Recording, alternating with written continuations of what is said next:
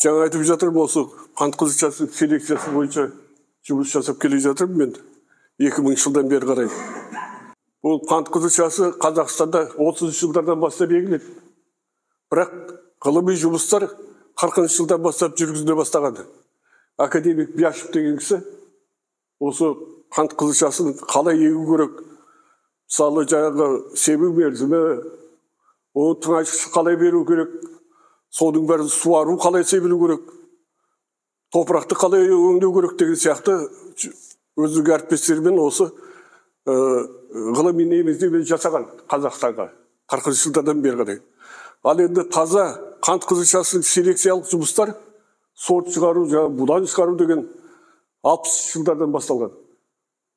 Ол кезде енді многосеменной дейді, көп дәнекті қызылша. Оны жаңағы гектарына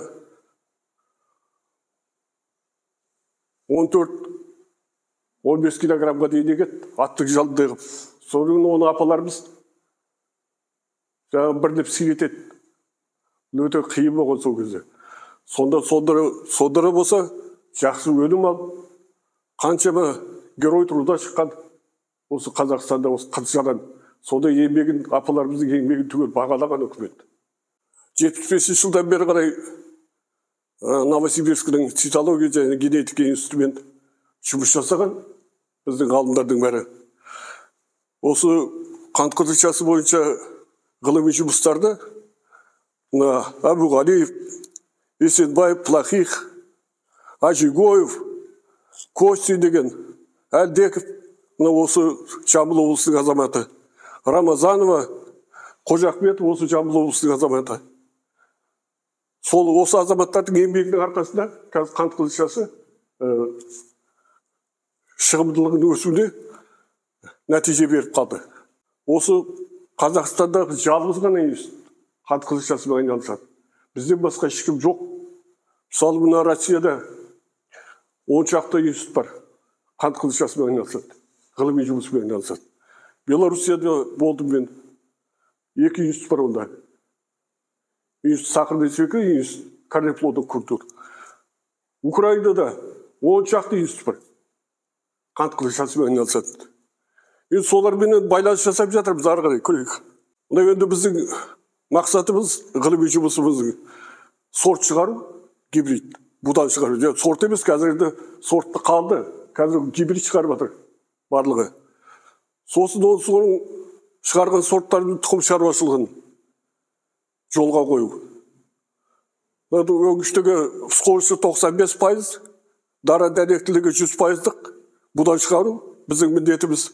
Сосын осы оңтүстікте, мына Жамбыл облысында, сосын оңтүстік шығыс, мына Алматы, Жетісу облысында тұқым шығарудың, қант қызылшасы тұқымын өсірудің жаңа әдістерін барынша жетілдіру. Сосын біздің міндетіміз болып отыр, қазір 90% Қазақстанда қызылшаның 90% шетелдік сорттары. Ол ауру бізде ғана емес, Россияда да сондай, Украинада сондай, Белоруссияда сондай. 80-90% шетелдік сорттар. Біз енді біздің міндетіміз осы сұраныстағы 52%-на жеткізу міндетіміз солай болып отыр. Сол бойынша жұмыс жасап жатырмыз. Мына Украинаға барғандарым. Украинаның сахарный циклы есігінің алды бұны қызылшаға ескерткіш қойыпты. Соған суретке түсіп жатырмыз. Мына төмендегі суретте академик Малецкий, Новосибирскінің Россияның профессоры, сонымен жұмыс жасап жатыр. Мына тады орғандағым менің, біздің поледі. Мынау да сол жаңағы Новосибирскінің ғалымдары келіп, жұмыс. Бізде осы ғылыми жұмыстар жүргізді, бізді біраз оқытты, осы қант қызылшасы бойынша. Мынау Белоруссияда болғанымыз. Мына Польшаға бардым. Адам Смит деген мына директор бар екен. Өте мықты азамат. Талай нәрсені көрсетті, үйретті маған. Енді қант қызылшасының басты проблемасы бұл енді қант қызылшасы өте топырақ климаттық жағдайға тәуелді. Сосын тағы бір нәрсе, қазір ұсақ шаруа қожалықтары көп, 5-10 гектар, 20 гектар ғана. Ол жерде ешқандай айналып жүре алмайсың қызылшамен. Қызылша ауыспалы егісте болғанда ғана жақсы өнім бере бастайды. Яғни ауыспалы егістікте қызылшаның үлесі 25%-дан кем болмау керек. Сонымен бірге қант қызылшасы көп адам күшін қажет қылады. Прополка керек. Сосын техника керек. Өзінің арнайы техникалар керек. Арнайы техника болғанда қазір соңғы жылдары мына Жетісу облысында 22 сервисно-заготовительный центр деген ашылды. 22 шаруашылықта. Оларда жаңағы лизингпенен 20 шақты техника алып берді, арнайы техникалар. Мысалы жаңағы жер жыртатын техника, импортный техникалар. Сосын мына жаңағы компактор дейді, сеянка дейді. Мына дәрі шашатын, удобрение шашатын, культиватор дейді. Сондай 20 шақты түрін алып берді. Сосын қызылшасын тасығанға камаздар прицепменен. 3 камаздан ба, әр центрде сондай 3 камаздан қой дейді. Содан кейін қазір комбайндар бар, самоходный комбайндар. Бір жақсысы, Клайн деген бір комбайн бар, мен көзім көргенім. Күнде 15 гектар жинайды. Бір тамаша. Үлгере алмайды ана техника тасып. Ана комбайндарды. Сонда бұл тасы жоқ жерге егілу керек қой қызылша. Егер тасы бар болса, ана комбайндар түгел шағылады. Тасы жоқ жерге. Селекциялы жұмысымызда сұрыптауымыздың белгілері қандай мына оңтүстік шығысқа қандай гибридтер керек деген сияқты. Мынадай показательдер бар, плюс-плюс деп тұр ғой, осылардың бәрі осы показатель беден сорт шығаруымыз керек соған. Сол қазір мына солтүстік облыстар қызылша бізде жатыр. Павлодар, мына Северо-Казахстанский облыс дейді. Сосын мына Орал жақ. Олар енді солтүстік болған екен, соларға лайықтап біз қазір осындай будан шығарып жатырмыз. Қазір соларда сорт сынақта экологический испытание сол жақта жүріп жатыр. 20 шақты гибрид беріп қойдық. Сол жақта жүр. Әр жылдардағы мынау біздің жоспарымыз енді. 25 жылы қандай мына біздің алған жаңа сортымыз, буданымыздың урожайы қанша болу керек? Мына 87 тонна болу керек. Қанттылығы 18% болу керек. Сол сияқты мына показательдер еді.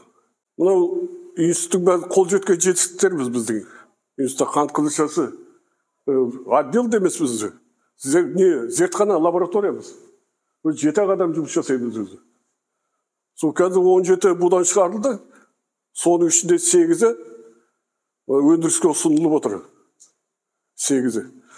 Соның ішінде мынау Тараз деген будан. Осы Жамбыл облысында аудандастырылған. Осы арада сортов учаскесінде жақсы өнім көрсетті.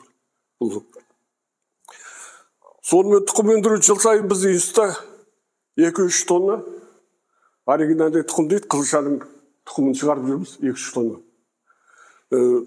Сосын бірде элиталық шаруашылық, бірақ шаруашылық бар бізде. Ол қамқорлық дейді, Панфилов ауданында, Жетісу облысында. Сол элиталық бірақ шаруашылық, сол 8-9 тонна элиталық тұқым шығарады. Ал енді бұдан ары қарай фабричная репродукция дейді. Фабричная репродукция соған шығаратын нелер семеновоз хозяйство жоқ. Қазақстанда жоқ ешқай жерде. Бұрын болған осы Шуда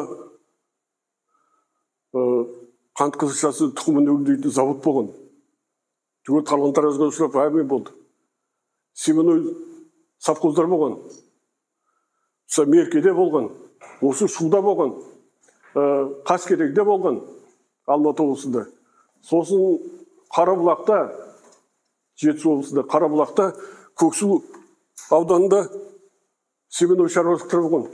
370-400 тоннаға дейін қызылшаның тұқымын шығарған кезінде. Біз соның бәрінен айырылып қалдық қазір. Қазір сол білім 7-8 тонна ғана бірдеңе шығарамыз, болды. Басқа шамамыз келмей жатыр. Мына енді біздің шығарған будандар, мынау Кассип 1 деген 95 жылы пайдалануға берілді. Бұның 50% біздің институттың үлесі бар. 50% жаңағы Новосибирскінің институт цитология генетика, солардың үлесімен шыққан. Бұл енді ескіріп кетті, қазір бұл жоқ. Мынау Кассип 19 деген.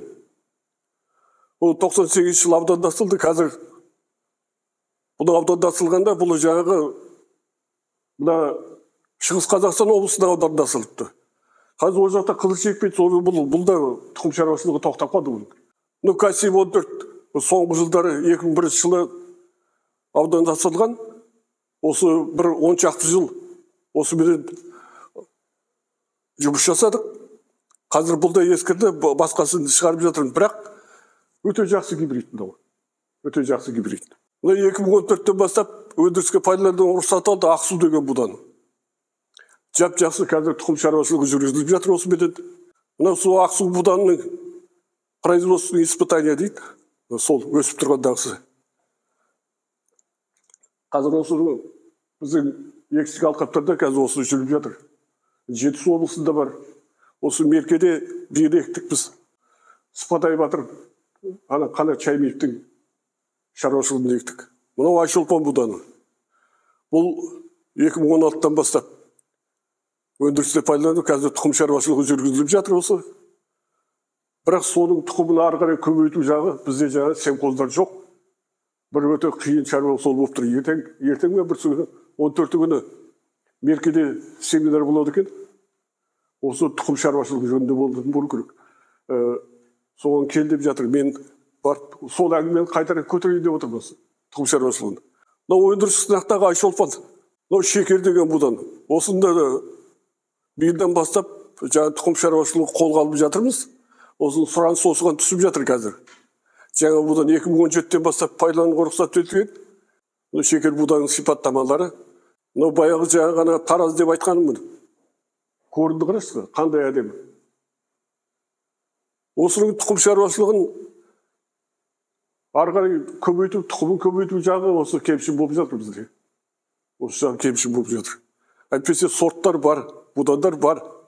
Памяти Абуғалиева деп, Абуғалиев деген директорымыз болған, 20 жыл директор болған кісі, сол кісі қылышамен айналысқан кезінде.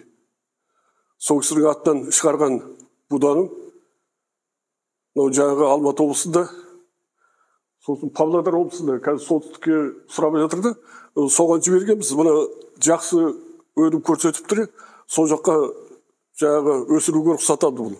Мынау енді біздің будандардың салыстырмалы түрі. Мынау Ялтушковский 390 центнерден, мына Авантаж Франциянікі 420 центнерден, Кассип солда осы мөлшерде, мынау Ардан Франциянікі 420, мынау Ақсу, Айшолпан, Шекер, Тараз, міне 436-тан 470, 480, 470 осы мөлшерде ауруға төзімділігі жағынан жақсы көрсеткіштері бар. Осы селекциялық жұмыстарымыз жөнінде біздің болды.